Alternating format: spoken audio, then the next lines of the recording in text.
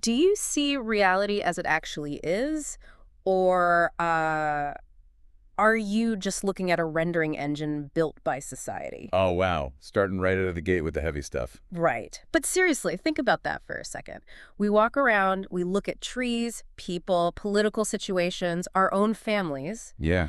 and our immediate, unquestioned assumption is always, well, I am seeing the objective truth. Exactly. We just assume our eyes are literal cameras. But what if you aren't? What if you are completely trapped in a cognitive prison of inherited narratives and you don't even realize the doors are locked from the inside?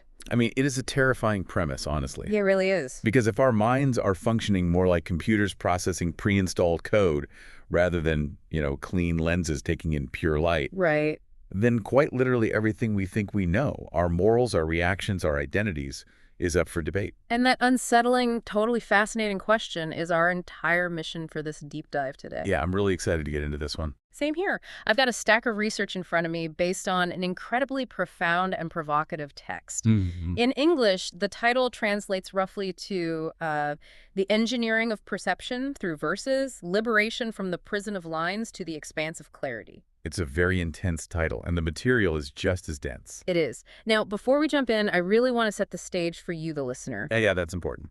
Our goal today is to impartially explore the precise factual claims, the philosophical arguments, and the cognitive frameworks presented in this source material. Right. We are just looking at the mechanics of the text. Exactly. We aren't here to take sides. We aren't endorsing specific religious, political, or social viewpoints. No. Instead, we are looking at this text as this, intricate masterclass study of human behavior, meaning construction, and psychological framing. And to really do that justice, to actually understand the architecture of this text, we have to adopt the author's strict methodological rule. Oh, right, the network thing. Yeah, it is a process called the network expansion method. The fundamental rule here is that we cannot use external dictionaries, we can't rely on historical folklore, and we absolutely cannot bring in outside interpretations from other scholars or tradition. Wait. We have to let the text map itself. Hold on, let me make sure I understand that. What does letting the text map itself actually look like in practice? It's a total paradigm shift. Because normally, if I don't know a word, I just,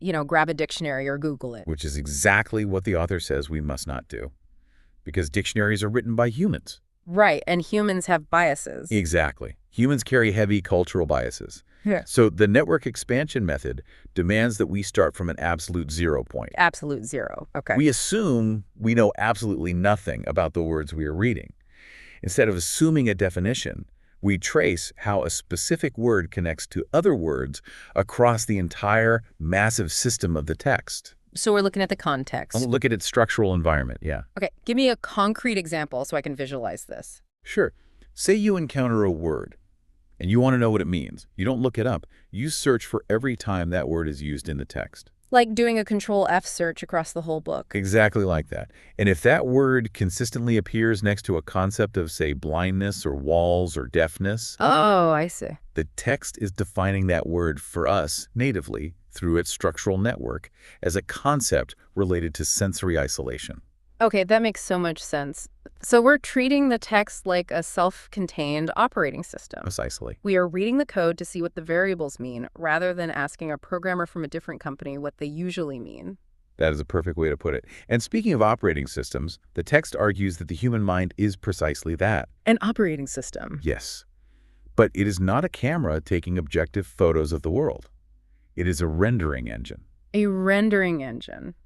Unpack that for me. It takes raw external signals, passes them through a massive filter of inherited scripts, and then outputs a distorted, highly compressed image that we blindly label reality. So it's basically a total hijacking of the human operating system. A total hijack. We think we're autonomous, right? Like we're making our own free will choices, but we're actually just executing lines of code given to us by our culture, our parents, our media environment. Yeah, we are running scripts drafted long before we were even born. The source material gives some brilliant real-world examples of this hijacking.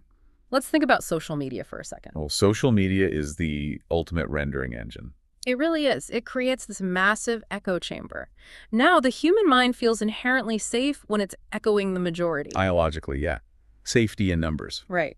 We see a trending topic. Our brain does a quick calculation and says, align with the herd. The herd is safe. But the text lays down a fundamental rule here. The majority often lacks awareness. Which is such a wild thing to confront. It is. Yet, our hijacked operating system pushes us to conform to the unaware majority anyway, because the pre-installed script says conformity equals survival. Wow. And it doesn't just stop at macro stuff like society or politics. Not at all. It applies to our most intimate, private lives, too. Relationships. Exactly. The text points out that relationships, marriages, often collapse, not because of the two actual human beings involved in the daily routine. Right, not the actual people. But because people are interacting with cinematic scripts and societal expectations running in their heads. Oh man, rom-coms have completely ruined us. They really have. You aren't seeing your partner, you're seeing a projection of a narrative you inherited about what a partner should be doing at, say, year 3 of a marriage. Like they should be buying a house or acting a certain way. Yeah. Yeah. And when the real person sitting across from you at breakfast doesn't match the invisible script running in your head, the relationship implodes. That is so deeply true. And if we zoom back out to a macro level, it applies to capitalism, right? Oh, 100%. The illusion that human value is mathematically measured by consumption, that's just another inherited script running in the background. It's a virus. Exactly. It's a virus in the rendering engine telling you that buying more makes you fundamentally more. Right. But wait, let me play devil's advocate here for a second. Go for it. If our minds are completely hijacked and we are just walking, talking, rendering engines full of biases, Yeah. aren't we just going to project a whole new set of biases onto this very text as we read it? I mean, how do we escape our own rendering engine to even understand the book? That is the ultimate paradox, isn't it? And it is the exact reason the author insists on the network expansion method. Because it forces us out of our own heads. Exactly. The author says you have to completely eliminate the researcher, meaning you and me, as the creator of meaning. So we don't get to interpret. No interpretation allowed. By merely tracking words natively across the text, noting where they appear and what they connect to, the structure reveals itself geometrically. Geometrically, that's a fascinating way to describe reading. You bypass your own human bias because you aren't interpreting anything. You are simply observing the mathematical and linguistic relationships the text is built within itself. You become an observer of the code, not an interpreter. Exactly. Okay, but if we are starting from absolute zero, trying to completely rebuild our perception without any of our inherited baggage, Right. we can't just open the book and start reading complex sentences. My brain would immediately start associating those words with my pre-existing biases before I even got to the end of the page. Precisely. If you read the word sun, your brain immediately pulls up every poem, scientific fact, and, childhood crayon drawing you have of the sun. Oh, true. The big yellow circle in the corner of the paper? Yeah. You aren't reading the text definition. You are reading your own memory. The rendering engine takes over immediately. So how does the text stop that from happening? It doesn't let you start with words. To bypass the rendering engine, we must start with the smallest possible unit of code, the single letter. I found this part of the research so fascinating. You open certain chapters of the Quran, and they don't start with words. They start with single letters. Letters like the Arabic kaf, sa'ad, or nun. Now, for centuries, traditional commentaries have just called these mysterious letters. Right, they just left it at that. But the source material radically redefines them. It argues they aren't mysterious at all. They are seeds of consciousness. It's a brilliant cognitive mechanism, really. Mm-hmm. As we just discussed, a full word instantly activates automated psychological biases. Like the sun example. Right. But a single solitary letter, it forces a hard break on the brain's automatic recall system. A hard break. I like that. Your brain scrambles to find the cultural or historical baggage attached to a single letter standing completely on its own, and it finds nothing. Because it's just a letter, it doesn't mean anything yet. Exactly. It forces your consciousness into a state of pure attention. It is quite literally a cognitive factory reset. A factory reset. I absolutely love that analogy. Let's walk through how this seed code actually blooms using the network expansion method on one of these letters, the letter nun. Okay, let's do it. The text points us to a specific sequence in the original Arabic, which translates to none, by the pen and what they write.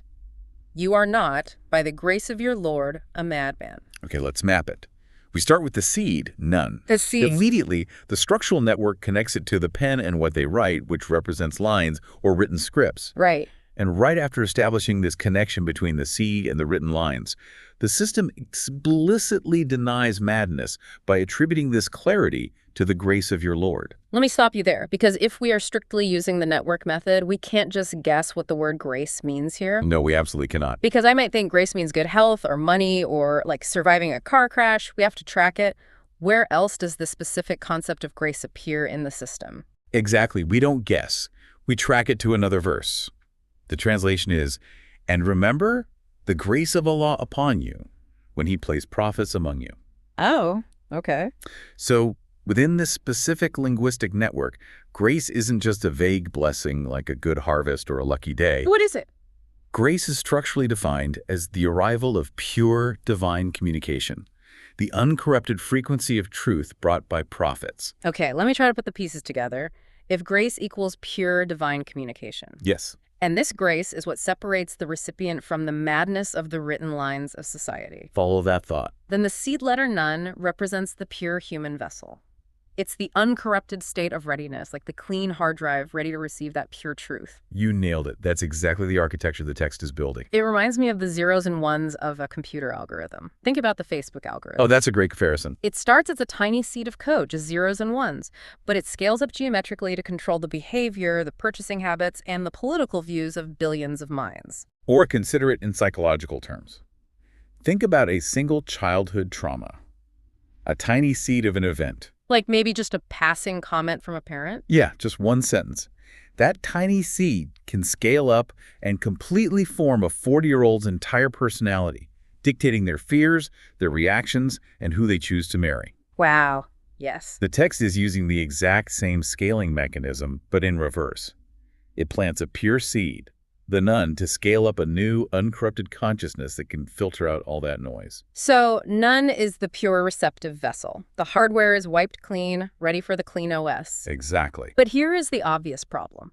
What happens when the human ego refuses to receive this pure frequency? What if it actively fights the factory reset? When the ego resists, the system physically and cognitively locks them out. Locks them? Yes, and the source material explains this through the profound linguistic architecture of the Arabic word manas. Walk me through the mechanics of that. How does a single word explain a cognitive lockdown? We have to look at the morphological roots.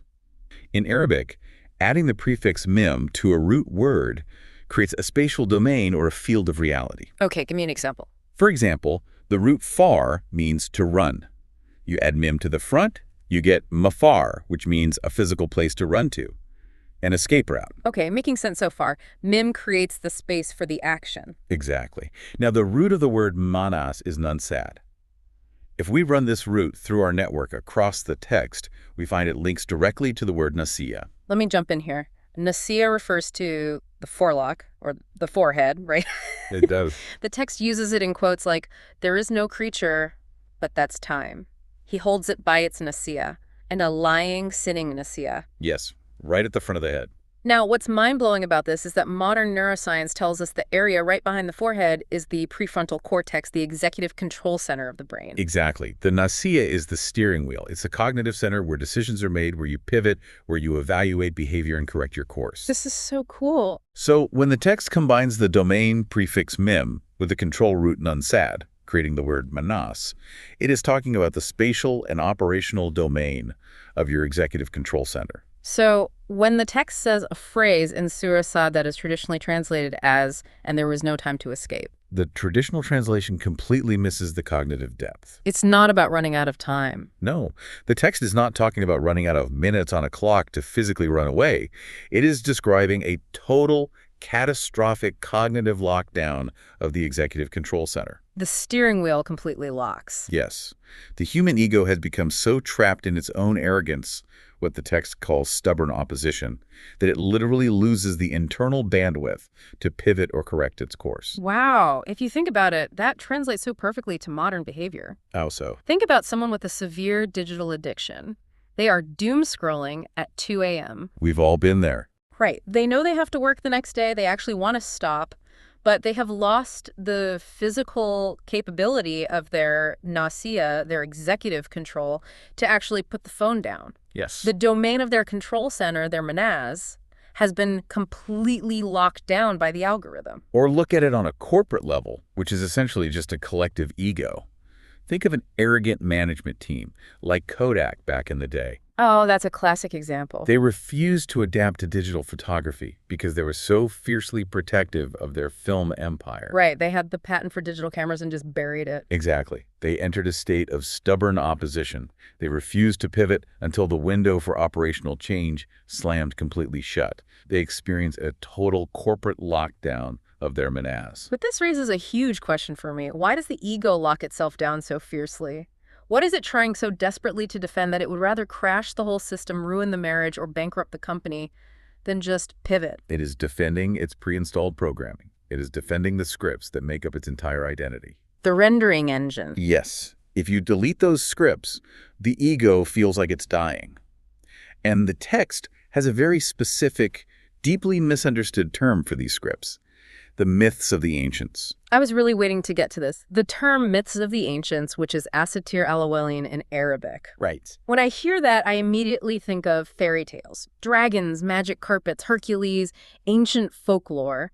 But the source material radically redefines this, again, based on the root word. Right. The root of asatir is satar. And satar simply means lines, specifically written lines. Lines on a page. Yes. Therefore, the myths of the ancients are not fantasy stories about monsters. They are the pre-written intellectual systems, the societal habits, and the behavioral scripts that we inherit generation after generation. They are the lines of code written by the people who lived before us. Exactly. So it's, we do it this way because my father did it this way and his father did it this way. It's the prison of lines. Exactly. And here's where we see a massive cognitive scandal unfold in the text. A scandal. Let's look at this translated quote.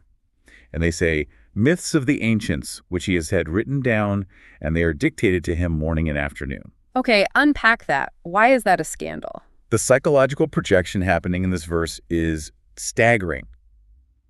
Think about who is speaking.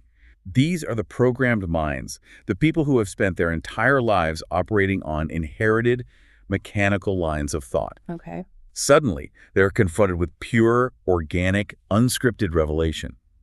But their minds are so thoroughly trapped in a line-by-line operating system that they literally cannot conceive of pure, unwritten truth. They just can't process it. So what do? They accuse the pure truth of being dictated lines that were written down. They project their own cognitive prison onto the freedom of the revelation. Let me push back on this, because if you talk to a historian, they would say, wait a minute, the historical context is that the pagans in Mecca were literally referring to actual Persian stories. Yeah. They were accusing the prophet of physically copying historical texts. And that's where we return to our core rule, the network expansion method. We aren't bringing in external historical assumptions from outside the text. We're letting the text explain itself. Right. No outside dictionaries or history books. Look closely at the specific accusation in the verse. It isn't just about the content being old. It's about the method of delivery. They accuse it of being written down and dictated. Ah, the method. This proves the conflict is fundamentally about a cognitive inability to process non-mechanical truth. They are essentially saying, if it's real knowledge, someone must have written it on a physical line and read it to you out loud. Wow. They are exposing the limits of their own rendering engine. That makes total sense. And honestly, think about how we operate today. Social media algorithms function as our modern pen. Absolutely. They dictate lines to us morning and evening. They feed us scripts about how to think, who to hate, what products to buy to feel happy. And eventually, as the text describes, a thick shell covers the heart. We become so used to the algorithm's dictated lines that when someone presents us with an objective, unscripted truth, our shell rejects it. We push it away. We call it a conspiracy or fake news simply because it doesn't match the lines we've been fed. Exactly. When these lines pile up, they don't just act as a gentle filter, they build literal psychological walls. They isolate the human being entirely from reality. It's terrifying. If you are constantly dictated to, eventually you are completely walled off, which brings us to the concept of psychological dams and the Yasin code. Right. Let's explore this two-letter code Yasin. It opens a chapter, and it's immediately followed by this quote, Yasin, by the wise Kornan. Yes. Now, I have to ask, why is the text specifically described as wise here? We use the word wise all the time to mean smart or profound, but what does it mean structurally? In the root structure of the language, wisdom or hukam implies exact structural placement. It's not just about being smart. It's about putting things exactly where they belong to prevent a collapse. So it's architectural. Think of a master architect placing a load-bearing pillar. It is described as wise here because it is meant to fix a catastrophic structural misalignment that the text describes just a few verses later. You're talking about the psychological dam, the text says. And we have put before them a dam and behind them a dam and covered them so they do not see. Yes. Now, if we connect this to the bigger picture across the network, we can look at another chapter, Surah Al-Kahf, where a literal physical dam of iron is built to block corruptors from destroying a society. Okay, a physical wall of iron. The profound insight here is that the text treats material reality and psychological reality identically. A mind that is completely trapped in inherited lines builds an invisible psychological dam around itself. But it isolates itself. It isolates itself so completely from the outside world that it renders the person utterly blind to reality. And this blindness creates what is arguably the most terrifying cognitive trap in the entire text. It's the illusion of reform. Oh, this part is chilling. When someone is trapped behind this psychological dam, they can cause massive destruction, but their internal reporting system tells them they are heroes. Yes. The quote is, and I'll read the translation, "And when it is said to them, 'Do not cause corruption on the earth,' they say, 'We are but reformers.' Unquestionably, it is they who are the corruptors, but they do not perceive." Focus on those last words. They do not perceive. Notice it doesn't say they do not know. Right. They might have all the data in the world. It's a failure of perception, a catastrophic bug in the rendering engine itself. A bug in the system. They destroy relationships, they ruin societies, they pollute the planet, and yet their ego genuinely generates a progress report saying, "Great job, you are fixing things," because they are completely sealed off behind their cognitive dam. I mean, we see this all the time. Think of a toxic boss who micromanages their employees into deep depression. Exactly. But they genuinely believe they are building character and optimizing the team. Their rendering engine literally won't allow them to see the wreckage. They are blind to it. And the text has another powerful metaphor for this, right? The fake fire. Yes. Let me read that translation. Their example is that of one who kindled a fire, but when it illuminated what was around him, Allah took away their light and left them in darkness, so they do not see. Now, I know you mentioned before you always struggled with that verse. I really did.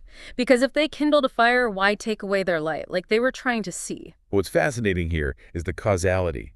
They tried to substitute their internal pure light, their nun, that uncorrupted seed we talked about, with an external artificial narrative. Oh, the fire they kindled is the artificial narrative? A fire they kindled themselves based on societal scripts and ego. The moment they relied on the artificial external light to guide them, their internal system shut down entirely. Wow. And when the external fire inevitably burns out, because all societal scripts eventually do, they are left in true, absolute darkness. So how deep does this blindness go? We've talked about it affecting how we view society and ourselves, but does it affect physical practices too? It affects everything, even the most sacred rituals. This leads us to the ultimate cognitive blindness, where even spiritual practices get hijacked. Let's look at the trap of ablution, or wudu. Okay, this is the washing ritual before prayer. The verse details the steps. Wash your faces, your arms to the elbows, wipe your heads, and wash your feet to the ankles. Right. Traditionally, I've always just viewed this as physical hygiene, getting clean before you stand before the divine. And that's how most people view it. But using the source material's deep dive into the root meanings, this is not just about scrubbing off dirt. It is a cognitive factory reset prior to establishing universal connection. Okay, let's break that down using the network. First, washing the face. The Arabic word for face shares a root with direction or intent. Your face is literally where you point your attention. So cleansing the face is about cleansing your intent, purifying your direction from societal distractions. Exactly. That makes sense, right? It totally does. What about the arms to the elbows? The word used for elbows is marafiq. If we track that root, it connects to tools of support, companionship, and benefit. It's not just a joint in your arm. Oh, wow. It's about aligning your tools of action, your hands, to your points of support. You are cleansing how you interact with the world and what you rely on. That is so much deeper than just washing. Okay, wiping the head. Cleansing the center of thought, wiping away the myths of the ancients running in your brain. And the feet to the ankles. The word for ankles, kabain, relates to the foundation, the base. It's foundational alignment. So it's a complete psychological, operational, and physical alignment of intent, action, thought, and foundation. It's a full system diagnostic. You are literally resetting your entire operating system before you plug into the universal truth. But I have to imagine most people are just splashing water on their elbows without thinking about any of this. Exactly. And when true cognitive alignment is reduced to mindless splashing, the system gets hacked. If people are just going through the motions, someone will take advantage of that empty ritual. Enter the psychological archetype of the Samaritan. The Samaritan, this is from the story of Moses, right? The guy who built the golden calf for the Israelites while Moses was away. Yes. The Samaritan is the ultimate cognitive manipulator, and he actually admits his method in the text. Really? Yeah. The translation is, he said, "I saw what they did not see, so I took a handful from the footprint of the messenger and threw it, and thus did my soul entice me." Okay, and the result of that action? The text says, "And he extracted for them a calf, a body, which had a lowing sound." So what exactly is the Samaritan doing here, like psychologically? He's a clever manipulator who sees the pure frequency, the footprint of the messenger. Right. But he knows people are lazy, so he takes that pure truth, hollows it out completely, and turns it into a loud, empty, material ritual. The golden calf. A shiny body that just makes noise. Right. And people flock to it because mindless physical repetition is so much easier than actual cognitive cleansing. That makes so much sense. They would much rather dance around a loud golden calf or just splash water on their elbows than do the hard, painful work of aligning their actions to their intent and facing their ego. It is the hollowing out of truth into mere tradition. And the Samaritan is basically every politician, every corporate marketing department, every fake guru who takes a profound truth and packages it into a shiny, noisy, empty product. Absolutely. So the inevitable question becomes, if entire societies are trapped behind these psychological dams, endlessly washing themselves in empty rituals and worshiping loud, hollow calves, how does one single individual wake up? How do you break the matrix? The source material addresses this by drawing a sharp contrast between the village, which represents a programmed collective, and the farthest part of the city, which represents the space of clarity. Let's look at the example the text provides. It says, "And present to them an example. The people of the village, when the messengers came to it. When we sent to them two, but they denied them, so we strengthened them with a third. And they said, 'Indeed, we are messengers to you.'" Notice the dynamic there. The village automatically rejects the pure signal. Just immediately shuts it down. Why? Because it completely disrupts their programmed frequency. Their rendering engine cannot compute it. The system is so entrenched, the psychological dams are so thick, that it requires massive signal amplification sending two, and then a third messenger, just to penetrate the collective ego of the village. But the breakthrough doesn't happen in the town square, right?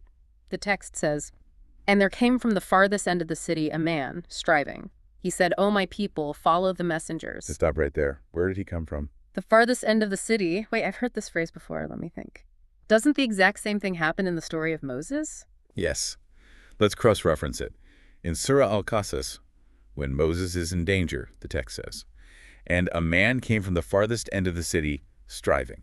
That's incredible. It's the exact same phrasing. And doesn't something similar happen with Pharaoh? It does. The believer of Pharaoh's court, who emerges from the ultimate center of corruption, but operates from a space of hidden clarity, the text says. And a believing man from the family of Pharaoh who concealed his faith said. So what is the network telling us here? Why the farthest end? This reveals a fundamental psychological law within the system. You cannot wake up while standing in the center of the noise. You have to leave the center. You cannot deprogram yourself while sitting in the town square of the village, surrounded by the echo chamber.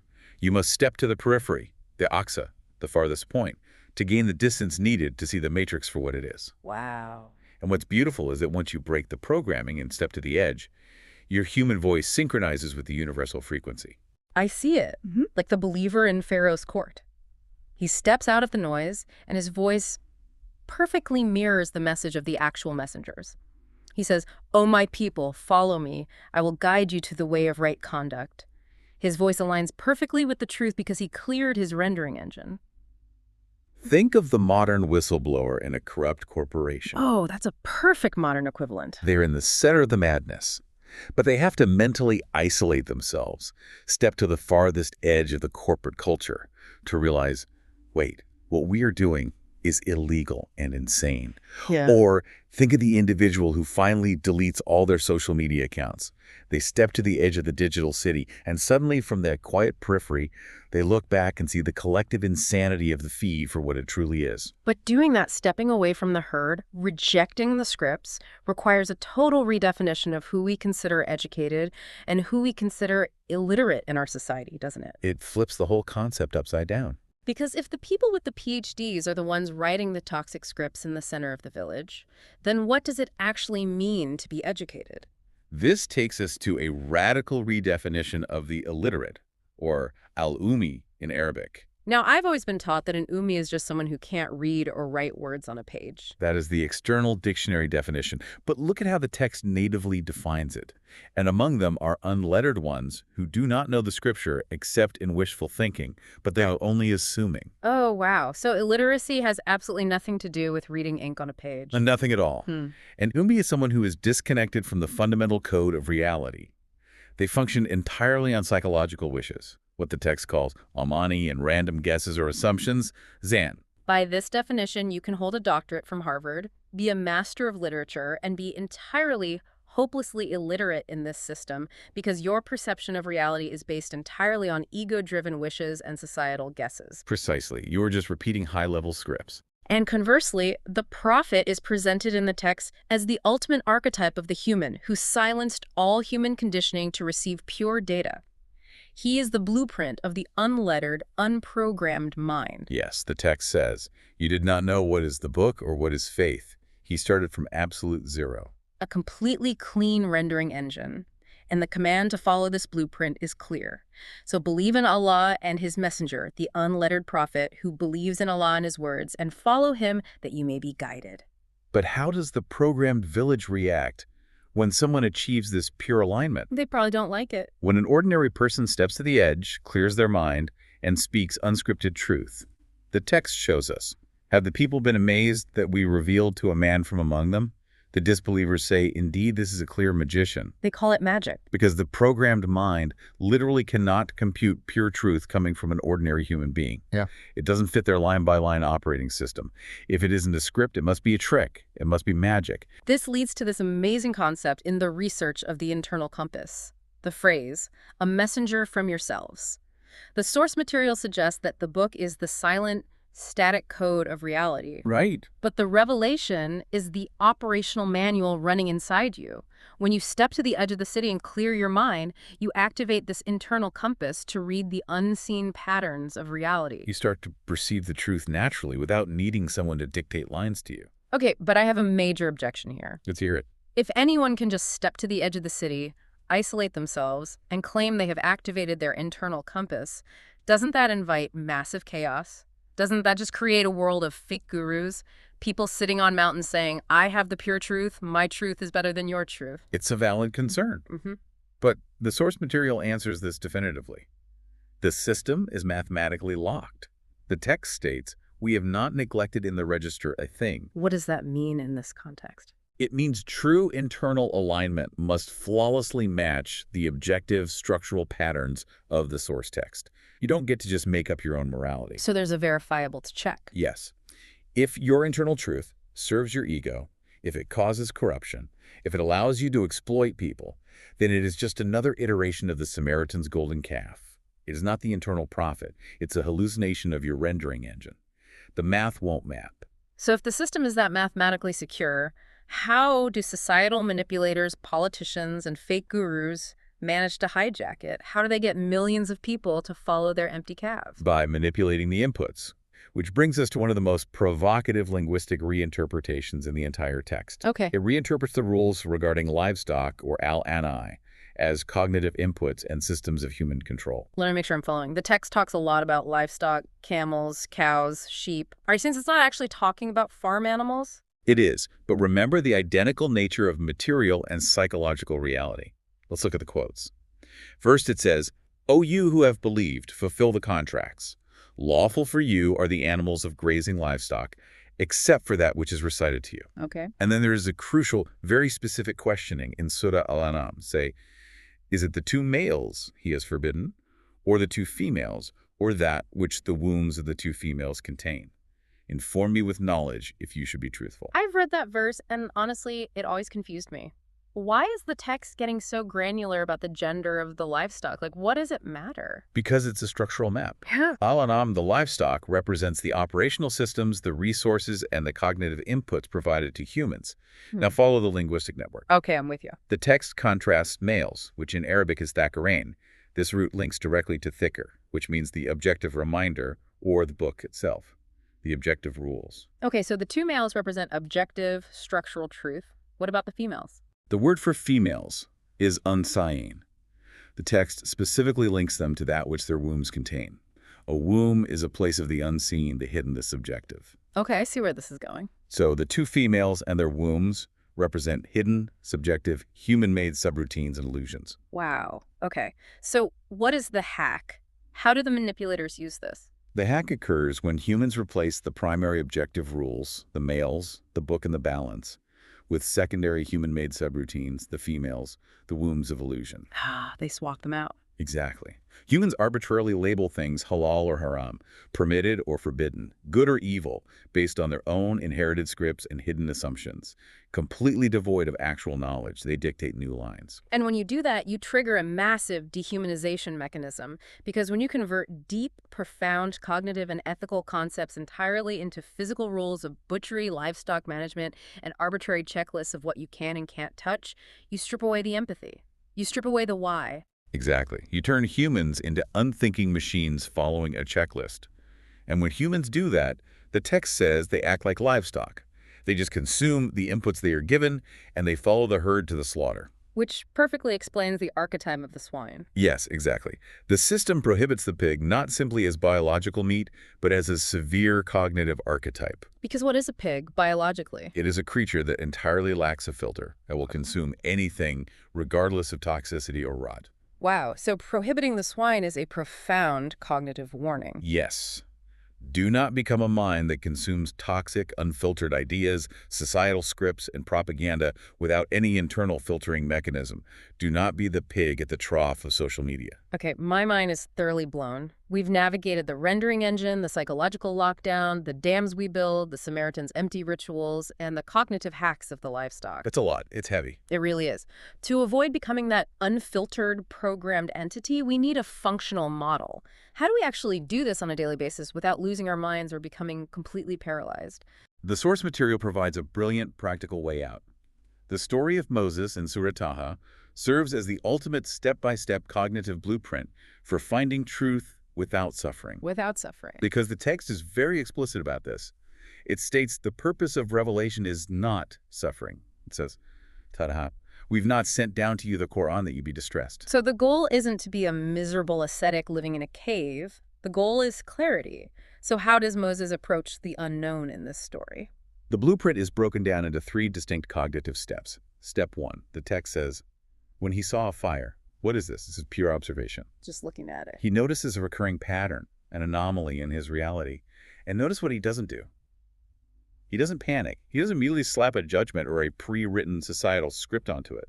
He just observes it. He sees the data for what it is. Okay, step 2. Step 2. He said to his family, stay here. He isolates himself. Deliberate isolation.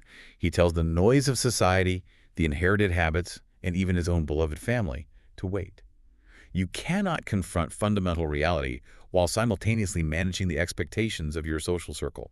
You have to step to the farthest edge of the city. That is so hard to do, but so necessary. And step 3. Step 3. Indeed, I have perceived a fire. Perhaps I can bring you a torch or find at the fire guidance. Notice the crucial phrasing here.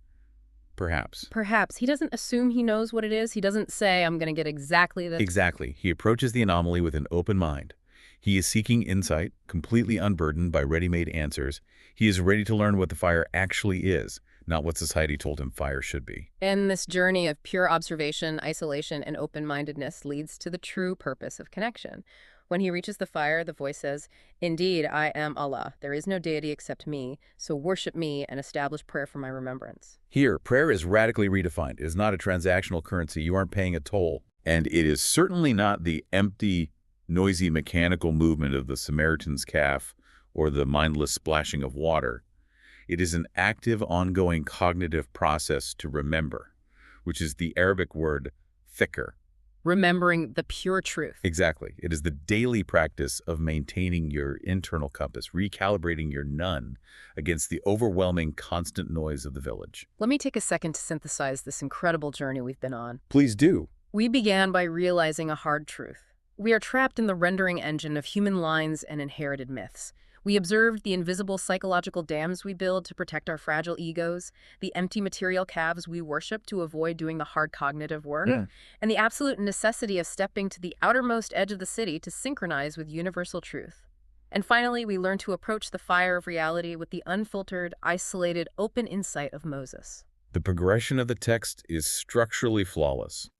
From the single seed code forcing a cognitive factory reset, to breaking the lockdown of the executive control center, to finally escaping the dictation of the ancient myths. I want to speak directly to you, the listener, for a moment. Think about tomorrow. The next time you find yourself blindly following a societal script, maybe you're reacting automatically with rage to a news story, or you're endlessly repeating a toxic, exhausting pattern in your relationship or your career, hit the brakes. Just stop. Ask yourself, am I acting from my pure vessel?